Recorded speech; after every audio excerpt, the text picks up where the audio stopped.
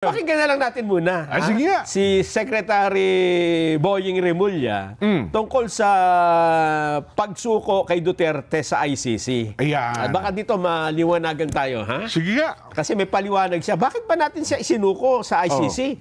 Pakinggan ho natin DOJ Secretary Boying Remulla. Wala naman tayong extradition treaty. Yun na nga. Paano ginamit natin yan? Sige. Sige nga po.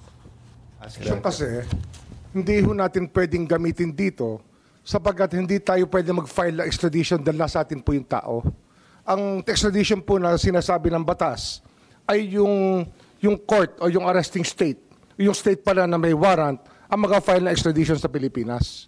Kaya surrender lang po talaga ang option natin. Wala ho tayong ibang option. Ayun. So, isinuko natin. Sinurrender pala natin. Sinurrender natin ang soberenya natin.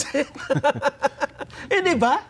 Kasi hukuman yun eh. Dapat, ang talagang natural na proseso, bago mo arestuhin ng isang Pilipino, dapat ang may utos niyan ay hindi foreign country o foreign entity o foreign institution, kundi Korte ng Pilipinas ang pwede lang mag-utos ng aresto.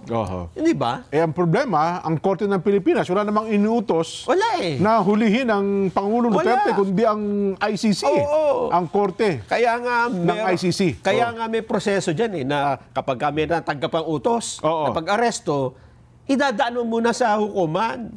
Para sabihin ng hukuman, tama, pwede nyo arestuhin yan. Siya maglalabas ng warrant. Yun yung competent judicial authority dyan. Walang pa pwedeng magpasya na, ito, basta nyo na isuko ito.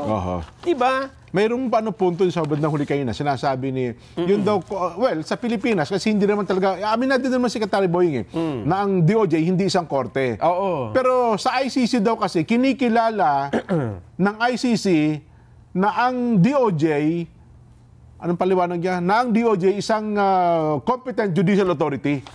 Kung ang pag-uusapan daw ay pagkilala ng ICC sa DOJ. Ang umiiral bang batas sa Pilipinas ay batas ng ICC? Well, yun ang naging punto naman ng Senadora Amy Marcos. Sino anya ang mananaig? Ang batas ba natin o yung batas sa... dapat niya manaig ang... bilang isang abogado, Secretary Boying, alam din naman niya ang dapat manaig ay ang batas na umiiral sa Pilipinas. At meron pa siyang sinabi dyan, ha? May dinugtong pa. Doon sa mga nagtatanong na ba't hindi nabigyan ng due process ang Pangulong Duterte? Ito po ang kanyang paliwanag kanina, ha?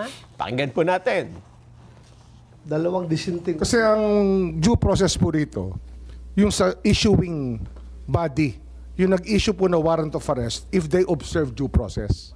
Ang alam po natin, 7 taon pong inimbestigahan itong kasong to. Nagbigay po ng notice to sa mga kinauukulan na maaari nilang kasuhan.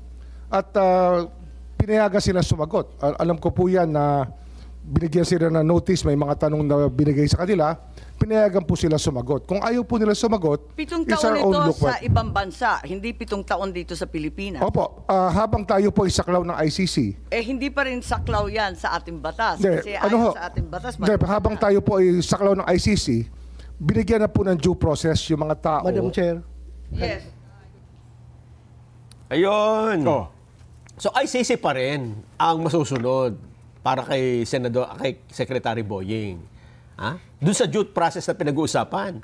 Ang pwedeng ipataw na due process kay dating Pangulong Duterte ay due process ng ICC at hindi due process ng batas ng Pilipinas. Ganun ba yun? Kasi masisilo sa doon pagka sinabi niya.